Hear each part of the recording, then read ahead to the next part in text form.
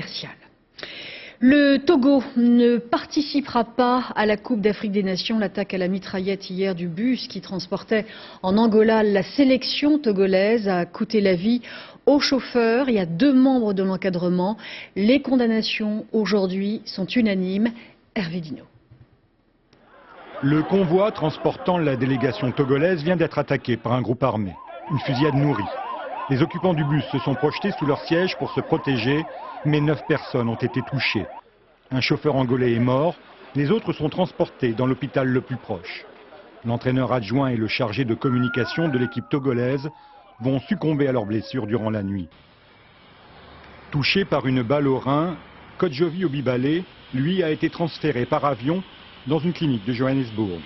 Le gardien remplaçant de l'équipe togolaise joue en France dans l'équipe amateur de Pontivy.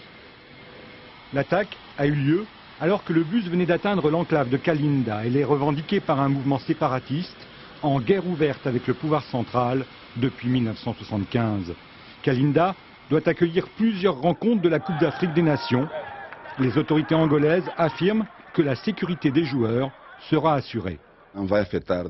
Cette attaque n'affectera en aucune façon l'organisation et la sécurité de la CAN, bien au contraire. Mais pour Emmanuel Adebayor, le joueur emblématique des éperviers togolais et ses coéquipiers, le choc a été trop rude. Psychologiquement atteint, il ne se sentait pas capable de participer à cette compétition. Le gouvernement togolais vient d'ailleurs d'ordonner leur rapatriement. À Lomé, la capitale du Togo, où tous les journaux titrent sur cette attaque, la population soutient cette décision.